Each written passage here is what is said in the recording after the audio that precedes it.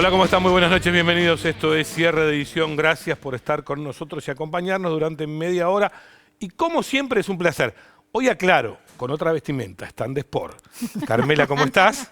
¿Qué tal? Buenas noches. Osvaldo. Qué atento. Un día que vengo sin saco. Pero me parece o sea, maravilloso. No es para tanto. Pero esto me parece... día, yo voy a venir día, también sin nada. Un día nada más. Va, ¿Cómo va? sin saco, digo. Claro. Cambiamos. Vamos a hablar de algo que nos preocupa y la verdad mucho. Y estamos hablando del tema de COVID. ¿Por qué? Porque en el día de hoy, lamentablemente, más de 11.000 contagios, 11 muertos, 2.000 y algo en Capital, 3.000 en Córdoba. Y lo cierto que por otra parte Fernando Quirós dijo que esto no era muy necesario, indispensable en la capital federal. Pero ¿qué le parece si compartimos primero este informe?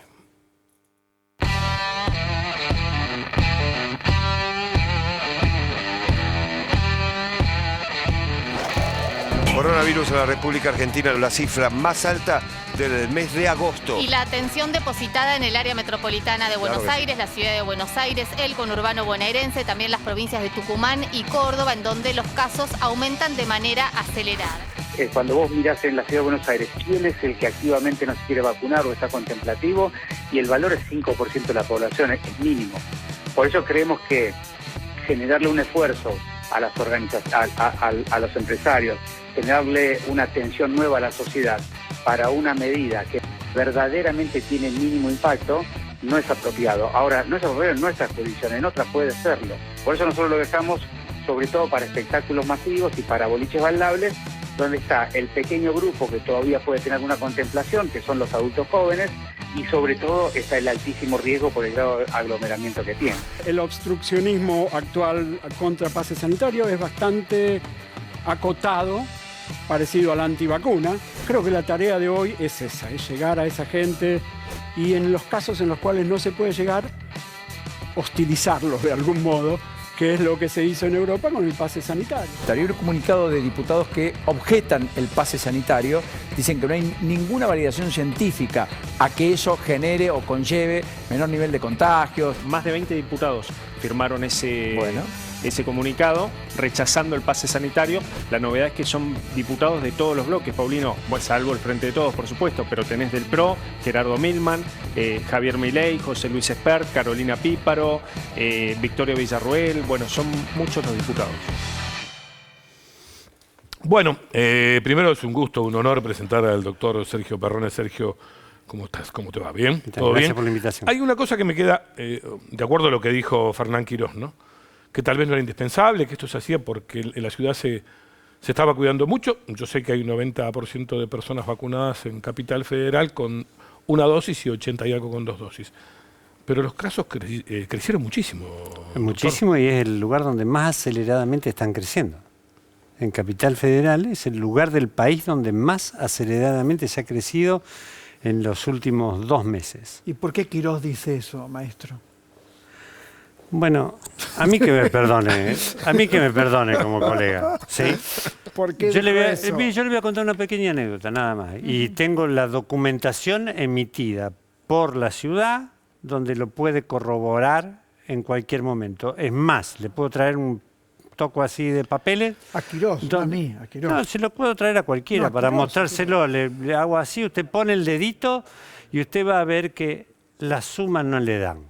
Cuando uno cuenta los infectados de la ciudad y le suma los nuevos infectados que tiene al otro día, si yo tengo 1.000 un día, al otro día tengo que tener 1.100. No puedo tener ni 1.099 ni 1.101. Tengo que tener 1.000. Si hay 100 nuevos, hay 1.100.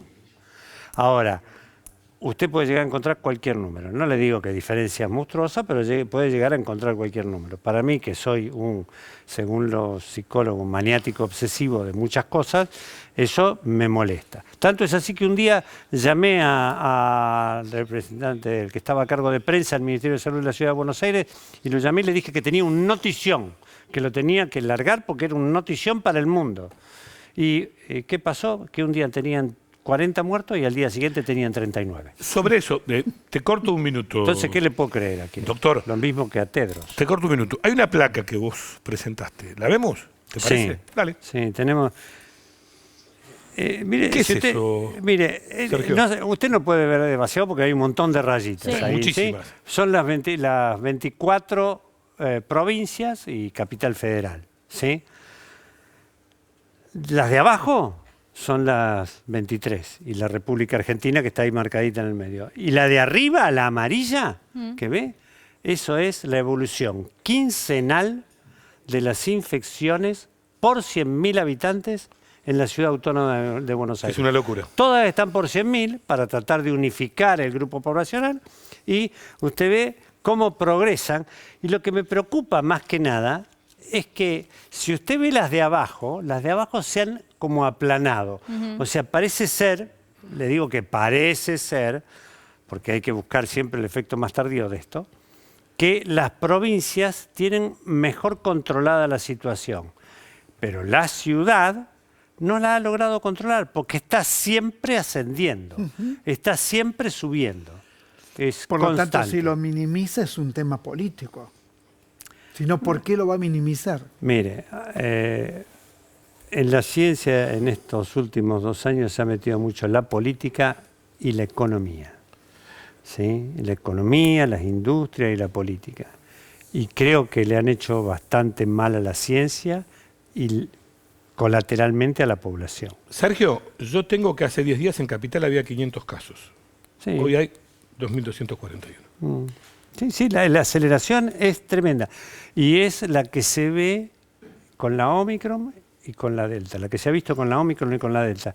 Yo ayer mostré un pequeño videíto que puso el gobierno de Gran Bretaña, en el cual mostraba la evolución de la Delta en el tiempo.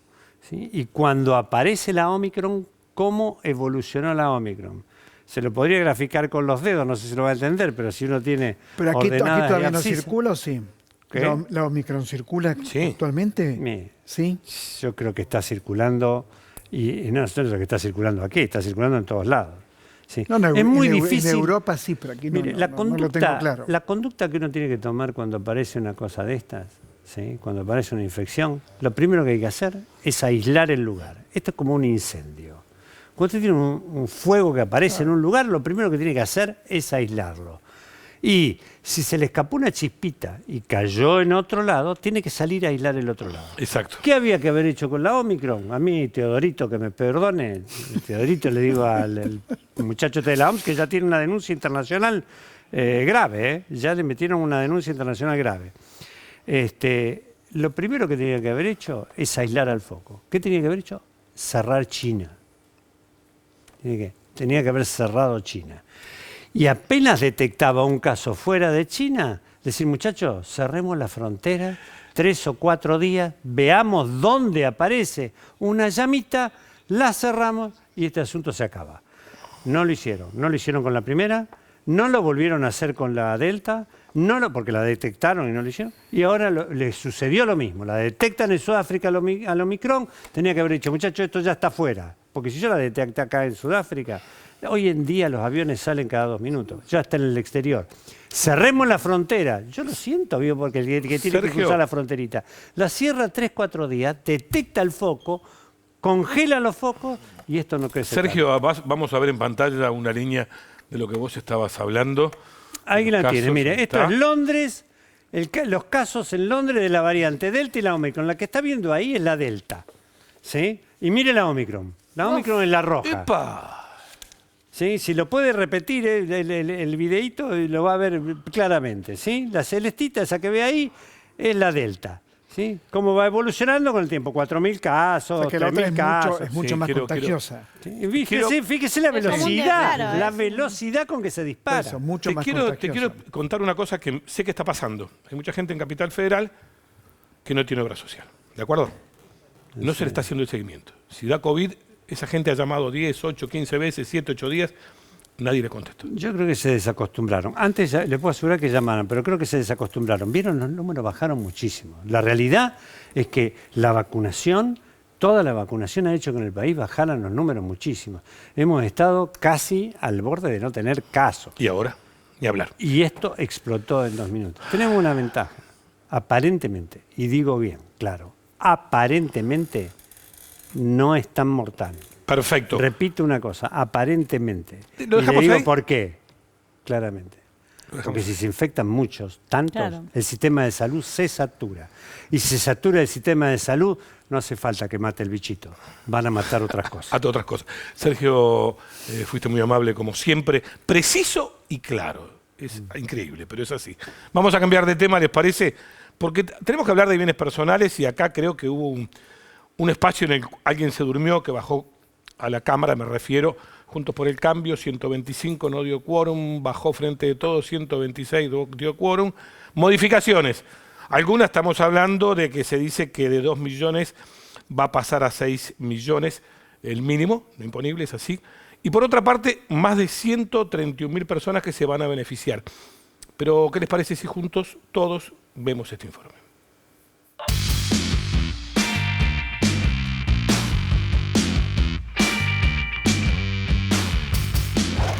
Estamos en una proto-Venezuela, subiendo los impuestos de una manera que yo nunca he visto, en un rato, sin debate. Estoy enojado, pero reconozco que la derrota de hoy dolió. Cometimos muchos errores que tenemos que corregir. Nos va a tocar a nosotros ganar alguna como ganamos la del presupuesto, nos va a tocar a perder alguna como perdimos hoy. O sea, nosotros coincidimos en esta bandera. Ambos dijimos, no vamos a votar ningún aumento de impuestos. Y la estamos cumpliendo, Juntos por el Cambio, todos juntos, como se comprometió, y también el bloque de los liberales sumándose a la misma postura. La oposición, con un criterio demagógico, plantea aprobar una cosa sin importarle el déficit fiscal. Ayer querían aumentar el déficit fiscal en 30.000 millones de pesos. Y lo que logramos es una ley excelente, porque tiene la rebaja de carga impositiva para cerca de 500.000 de personas y el aumento para alrededor de 16.000, que son los que tienen mayores fortunas y que van a hacer un pequeño esfuerzo adicional para compensar ese que no se desmejore la situación fiscal. Lo que le agregamos en la Cámara de Diputados tenía que ver con una mirada de equilibrio fiscal, que lo que dejábamos de recaudar para el gobierno nacional pudiese ser compensado, que es justamente lo que se negó la oposición política, de no poder aumentar apenas un 0,25 para apenas 15.000 contribuyentes que tienen en la Argentina un patrimonio por arriba de los 100 millones de pesos. Con eso solo cuidamos las cuentas del Estado Nacional, que además se coparticipan a las provincias, o sea que también cuidamos la recaudación de cada una de las provincias y en definitiva el bolsillo de las y los argentinos. Si había una persona que tenía 2 departamentitos y un auto, inmediatamente quizás por la evaluación fiscal de sus departamentos quedaba alcanzado por el impuesto, ahora ya esa base al subir a 6 millones de pesos no va a tener que tributar. Carmela. Sí, es inexplicable. Digo, es muy rara o no, porque es una medida, o sea, no votar la suba del mínimo no imponible es una medida muy antipática para la gente, ¿no es cierto?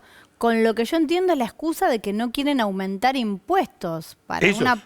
Yo entendí que el argumento es que como esta suba del mínimo no imponible requería, ¿sí?, la suba en el porcentual de los que pagaban más, de los que más tenían, ellos consideraban que eso era una suba de impuestos. Entendí eso, o sea, la argumentación. Ridícula. De los que pagan más de 100 millones. Ridícula. Los que tienen más de 100 millones. Pero aparte, digo, en un momento donde la gente está tratando de hacer rendir su salario, donde un asalariado termina pagando impuestos a las ganancias, cosa que hay que tratar de evitar, porque digo, ya de por sí es una cuestión rara. No entiendo el argumento. No, lo de Tetas y López Murphy provoca indignación, porque la verdad que lo que dicen son puras burradas para cualquiera, no hay que ser un especialista.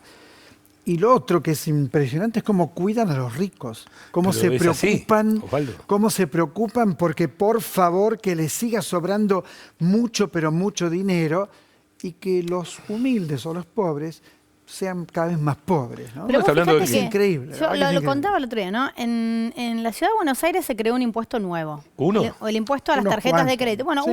digo, para mí es llamativo porque el impuesto a la tarjeta de crédito es un impuesto nuevo que impacta directamente sobre el consumo. ¿Quién compra con tarjeta de crédito? Sobre todo la clase media. Cuando hablábamos, por ejemplo, de los viajes al exterior en cuota. El que puede viajar al exterior no lo paga en cuota. No tiene ningún problema. Claro. En cambio, la gente, la clase media, que es la que más sufrió, que es la que está saliendo adelante, se financia, viene, por ejemplo, a las fiestas, compra regalitos en cuotas. Bueno, hay un impuesto directo al consumo. Nadie dice nada. Directo, en la Ciudad de Buenos Aires. Y nadie dice nada al respecto. Ahora, vos modificás en algo que es claramente justo, digamos, que paguen menos impuestos a las ganancias los que tienen, como dijo, un auto y un departamento, y que paguen más los que tienen bienes ociosos, y les parece que es un impuesto nuevo. Pero además, la reta subió todos los impuestos. BTV, patente. Por eso, yo entiendo que esté blindado mediáticamente, pero subió todos los impuestos. ABL, patentes, BTV, como bien dice Mario. No hay un impuesto que no lo haya aumentado. Ahora, yo no lo escuché a nadie decir nada. Nada. No lo vi en ninguna etapa del diario. No, de ningún jamás. diario. Bueno, este es el tema que algún día hay que discutir. Pero aparte, ¿qué ocurre con los medios de difusión que permanentemente trabajan aliados con la derecha? Permanentemente. No solo los medios, después vamos a seguir hablando. Yo creo que subir de 2 a 6 millones tal vez no sea lo necesario. Tendría que ser mucho más. Pero es un paso grande. Claro. Pero no se discute eso, la discusión no es, 6 millones es poco, para el que tiene un departamento y un auto, yo creo que es poco, porque hoy, cualquier persona que tiene un auto es millonaria, no sé si sabían, porque los autos están arriba de $1 millón, pero la discusión no es esa, es todo lo contrario. Es todo lo contrario. Son 100 millones. Son los 100 millones. No ¿Por qué van a pagar? Esa gente, no tocarlos, por favor, a ver si se enojan, se ofenden, ¿no? Es la vieja idea de pensar que ayudando al que más tiene va a caer algo como era aquello maíz. del desborde? El derrame. Del La derrame. teoría del derrame, que fracasó en el mundo. Algo, pero no solo eso. Si alguien es muy rico, se le cae. Muy humillante. Se le cae.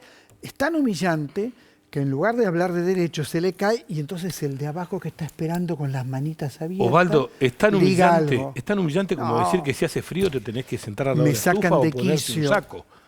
¿Qué es más humillante? ¿O no, Carmela? Sí, yo creo que no solo es humillante, es una teoría que fracasó. Fracasó en el mundo, chicos. El mundo, los estados importantes son estados que han tomado medidas para redistribuir. El mercado no asigna los recursos solos, no es justo, con lo cual han tomado medidas para que intentar paliar un poco el flagelo que es la concentración de la riqueza. Nunca, exactamente, nunca el capitalismo libre sin que nadie le ponga límites, va a beneficiar a los más vulnerables. Nunca lo hizo y nunca lo va a hacer. Porque es algo lógico, porque es natural para eso, es el capitalismo. Es decir, el capitalismo piensa, yo siempre digo, una fábrica funciona porque tiene obreros. ¿Estamos de acuerdo? Sí. Si no, la fábrica no funciona. Pero el poder que lo tiene, el obrero. Claro. Le dicen que no. No, porque tienen que obtener lo que los valía. Producto social que el excedente para enriquecerse. Sí, el problema es que además es sin límite. Ni siquiera estamos discutiendo el capitalismo, porque si no terminamos la discusión acá, comunista no hay ninguno. Estamos discutiendo cuál es el límite de la concentración. Digo, entre el que vos tenés una pyme, una fábrica, ¿cuál puede ser la diferencia que gana el que pone el cuerpo del que puso el capital? ¿Puede ser infinita esa diferencia? ¿Puede ser a costa de la supervivencia del trabajador? Porque acá cuando estamos hablando de salarios que te dejan por debajo del nivel de pobreza, estamos hablando que es a costa de la supervivencia de ese trabajador. Claro, de comer. Pero cuando se habla del capitalismo y de la reproducción del capitalismo, se supone que el trabajador, para que siga funcionando el capitalismo y la fábrica, tiene que sobrevivir. Tiene que poder tener sus necesidades básicas satisfechas. Pero a ellos no les importa. Bueno, cuando eso no sucede, cuando lo que vos notás, lamentablemente, en la mayor parte de los casos, que hay trabajadores que trabajan todo lo que pueden trabajar y que tienen un salario que no les alcanza para reproducirse en sus condiciones materiales. Claro. Para lo más mínimo. ¿Entendés? Si vos tenés un capitalista o un financista que multiplica por miles lo que pone, bueno, ahí es donde tiene que intervenir el Estado para balancear un poco. No estamos hablando de comunismo tampoco. Pero acá fue muy claro, y quiero ver un poco atrás lo que dijo el expresidente cuando la plata que había pedido el fondo se la dio a los bancos. Creo que esa es la respuesta más clara. A los bancos, a los amigos. Sí, totalmente. El capitalismo la respuesta más absurda frenético, el capitalismo que solo piensa en este imperialismo, solamente piensa en la ganancia y en la evasión y en sacar dinero afuera. No piensa como una burguesía nacional. En otra época, como el peronismo, como José Belgerba, como mucha gente, donde había una idea de desarrollar a partir de muy buenos salarios. Es decir, una clase media que desarrolló el peronismo. Antes del peronismo esto no ocurría. Francamente no ocurría. El trabajador era lo último. Era el último, no valía nada. No valía nada, absolutamente nada los derechos ¿Y a que se quién empezó a le tener dio después. dignidad? Le dio dignidad al peronismo. Totalmente. Aparte, ayer estuvimos con el Vasco de Mendiguni, ¿se acuerdan? Y por ahí dijo hay que cambiar la matriz y empezar Capo total el Vasco. Además es divertido el Vasco. ¿Viste que Sí, lo cuenta bien. Lo cuenta gracioso, hace chistes, es muy hace piola. lo simple fácil de algo tan tétrico que ha pasado sí. acá y que esperemos no siga pasando. Vamos a cambiar de tema, ¿les parece? Porque tenemos que hablar del presidente de la UCR, me refiero a Gerardo Morales. Gerardo Morales dijo que ahora no está de acuerdo con Juntos por el Cambio, que tenía que dialogar y que un país no puede estar sin presupuesto. Lo vemos. Un gobierno no se puede quedar sin presupuesto. Yo comparto la posición de la coalición cívica en ese momento. No puede ser una opción del país que un gobierno no tenga presupuesto, más allá de que este presupuesto que llevó era invotable. Pero en un marco de una situación difícil donde se está negociando con el Fondo Monetario, tendría que haber habido más diálogo. Yo lamento lo que pasó en la sesión porque terminó todo yéndose, ¿no?, a otro lado. Tiene que haber una rediscusión sobre algunas cuestiones en la oposición de acá en más, ¿no? Especialmente en temas fiscales y en temas trascendentales como es la ley fundamental, que es la ley de presupuesto. Fue una actitud, por lo menos y siendo suave, absolutamente irresponsable de la oposición, dejarse el instrumento clave para poder generar las condiciones favorables para la gobernabilidad. O sea, los que hablan son los que no tienen responsabilidad de gobernar. Esos son los que hablan. Habla un Negri, habla de estos nuevos líderes de la solución en la República Argentina, como Tetaz y todo esto lo que hablan son los que no tienen ningún tipo de responsabilidad. Y hablan creyéndose los salvadores. Pero esta ley es la ley que te permite gobernar tanto a las provincias de un signo político como de otro signo político. Yo pregunto, y Osvaldo, ¿Tetaz sabe lo que es un presupuesto? No, Tetaz tiene una neurona, una sola, en un estado desesperante. Esta es la verdad, una neurona en estado desesperante, ¿no? No sabe, nunca leyó un presupuesto, no tiene la menor idea de lo que dice. Es muy parecido a Milei en eso. Y Morales quiere ser presidente de la Nación. Entonces hace su propia campaña aprovechando alguna cámara. Ahora él dice, un país no puede no tener presupuesto. Estamos de acuerdo. Tampoco un país democrático debería tener presos políticos, como Milagro Sala, por ejemplo. Que está en su provincia. Y está en su provincia, y la tiene presa, y es una presa política. ¿Cuántos días tuvo que pensarlo? Sí, yo te digo de verdad, porque habla de una negociación. ¿No era parte de la negociación en ese momento? Bueno, no tienen teléfono, no se podían mandar un WhatsApp, porque... Claro, un mensajito de texto. ¿Qué se enteró 4 días después, 5 días Parece después? que sí. ¿Es raro o no? Es Bienvenida raro, sea que se haya llamado a la reflexión y que además haya comprendido que acá me parece que hay un alto grado de ingenuidad. Todos parece que no se dieron cuenta que nosotros estábamos negociando con el fondo y que necesitábamos presentar un presupuesto que además le cerrara al fondo. Eso ¿no? nadie lo pensó. Pero, no, se acaba de dar cuenta Morales. Pero digo, hubiera operado en el momento. O sea, lo que yo siento es que ahora, con el diario del lunes, cuando la oposición queda mal parada por no haber apoyado el presupuesto, por no hacerse cargo de cuál va a ser la renegociación de la deuda, dicen, no, sí, tendría que haber colaborado. Qué barbaridad lo que hicieron. ¿Lo que hicieron quiénes? Aparte dice, comparto la decisión de la coalición cívica. Sí, es un especialista en hacer operaciones, Gerardo Morales. Entonces parece que acá no hizo ninguna a favor de que se apruebe un presupuesto. Estoy muy sorprendida. Bueno, esto es lo que pasa con la clase política, con cierta clase política, que tiene comportamientos tan lamentables, que terminan ensuciando a toda la clase política. Entonces después la gente dice, bueno, si son todos iguales. No son todos iguales. No son todos iguales. Lo interesante es que termina dando la razón al oficialismo, Morales, explicando que la verdad que no estuvo bueno y que fue una maniobra política. Se la da tarde. Muy, muy, muy desagradable no votar el presupuesto. Cambiamos de tema. Sí. Quiero que vean algo. Dale.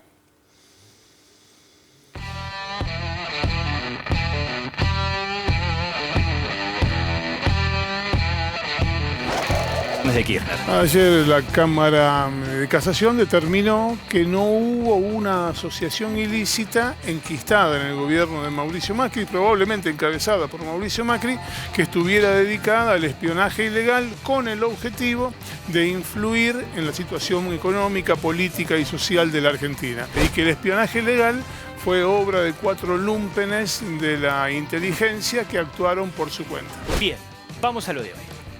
Causa que involucra al fiscal Stornelli y al falso abogado Marcelo D'Alessio. Exactamente. Después de 3 años de investigación, la Cámara Federal de Casación resolvió que la causa tiene que venir a Comodoro Pi, por razones de que aquí se cometieron la mayor parte de los hechos investigados y lo dice en estos términos, es una suerte que podría interesarse como sincericidio del fallo para proveer a la mejor defensa de los imputados. Así lo dice el fallo. La Cámara de Casación dice que la causa tiene que mudarse porque así se van a poder defender mejor quienes están cuestionados. Sí. Sí. Si me permiten, yo primero que nada les voy a leer los tweets de la vicepresidenta de la Nación, si les parece bien. Empecemos acá, llegó Papá Noel, fue lo primero que dijo la vicepresidenta de la Nación. Ayer la Cámara Federal de Comodoro Pi, que durante 4 años con Bertuzzi, el camarista puesto a dedo por Macri, como personaje estelar, decía que yo era la jefa de 4 asociaciones ilícitas. Disparate jurídico, y que además en una de ellas estaban incluso mis hijos. Ahora, dice, en tándem con el camarista Llorens, el que visitaba a Macri en Olivos, que Mauricio Macri como presidente, Gustavo Arribas como titular de la AFI y Silvia Magdalani como subdirectora no tienen nada que ver con el espionaje que desde la AFI, que depende directamente de la presidencia de la Nación, hicieron sobre mí, sobre opositores políticos, sobre dirigentes sindicales y hasta sobre miembros de su propia fuerza política.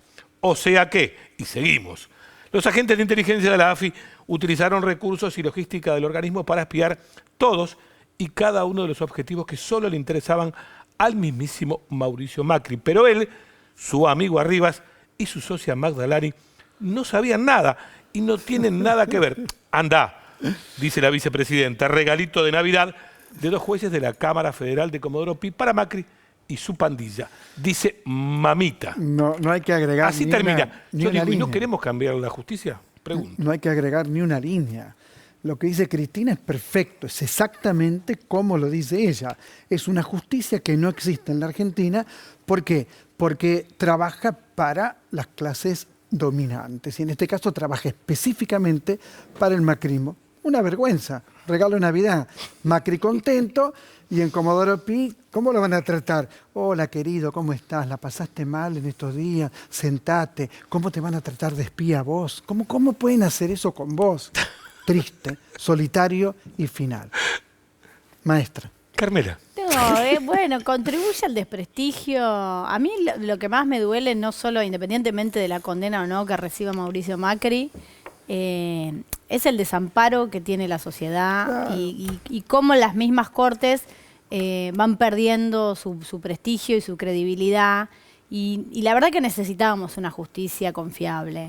Inclusive para dirimir estas causas, sea a favor o sea en contra. Este tipo de maniobras, me parece, que lo único que hace es dejarnos más huérfanos. Totalmente, se nos va el tiempo, como siempre. No, pero me quiero quedar Carmela, un ratito más. Me quiero quedar un ratito más. quédate tranqui, Osvaldo. Y después no quieren cambiar la justicia. Fue un placer, Carmela, Osvaldo. Gracias, y ustedes. Igualmente. Nos vemos mañana, si Dios quiere. Que descansen y pasen una hermosa noche.